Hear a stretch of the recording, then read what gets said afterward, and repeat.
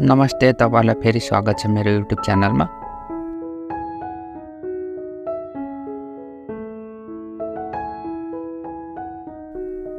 यो भिडियो जुन हेरिराख्नु भएको छ यो पहिलेको भिडियो हो जसमा मैले तपाईहरुलाई घेरौलाको बिउ कसरी उमार्ने र यसलाई कसरी चोटी बोट उम्रिसकेपछि कसरी यसको रिपोर्टिङ गर्ने भनेर सिकाएको थिए। र जसले यो भिडियो हेर्नु भएको छैन त्यसको मैले यो एज अ सर्ट प्रिभ्यूको रूपमा यो भिडियो बनाएर राखिदिएको छु। फुल भिडियो चाहिँ तपाईं मेरो च्यानलमा गएर हेर्न सक्नुहुन्छ। अब आउँ आजको रिसेन्ट भिडियोतिर जसमा म तपाईहरुलाई यो घेरौलाको बोटहरु कत्रो भएको छन् त्यसको अपडेट दिन गइरहेको छु।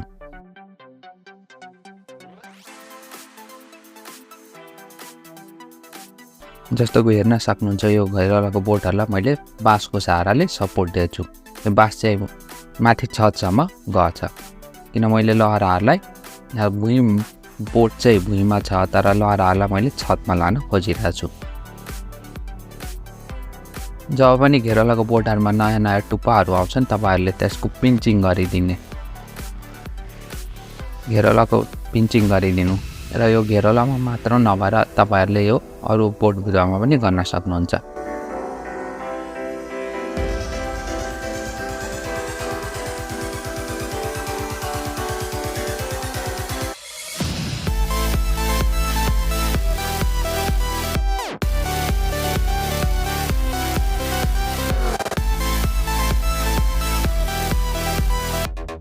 जस्तो कि म यहाँ करेलाको बोटमा गरिरहेको छु।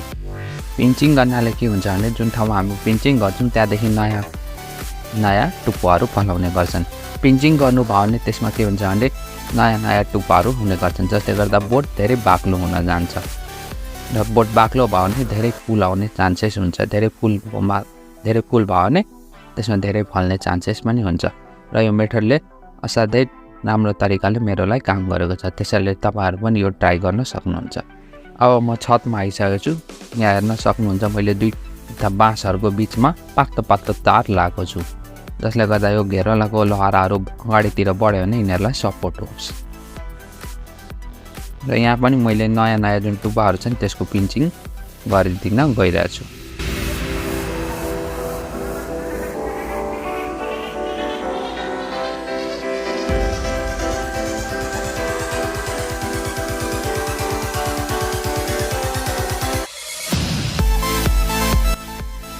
यहाँ हेर्न सक्नुहुन्छ घेरौलाहरुले धेरै फूलहरु पनि बनाउन थालिसकेको छ र यसमा धेरै घेरौलाहरु पनि फल्न थालेछ।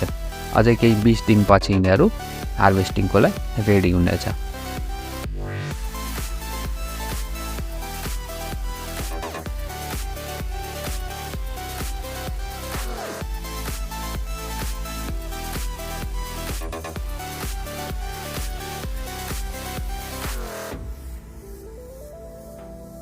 अब यो 20 दिन पछिको अपडेट तपाईहरुलाई देखाइरहेको छु र आज मलाई घेरौला हार्भेस्ट गर्नमा मेरो भाइ र मेरो मम्मीले हेल्प गर्दै हुनुहुन्छ।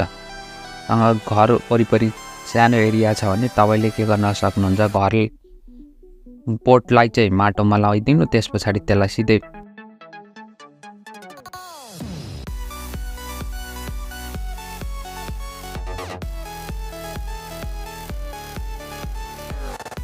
यसरी बाँसको सहाराले छतमा ल्याएर घेरौला फलाउन तपाईहरु पनि ट्राई गर्न सक्नुहुन्छ। यसलाई यो एउटा रूफटप गार्डनिङको एक्जाम्पल हो। कम स्पेस भएको ठाउँमा तपाईहरुले यसरी नै घेरौलाको लहराहरुलाई या फिर कुनै अरु चीजको लहराहरुलाई माथि छतसम्म लान सक्नुहुन्छ।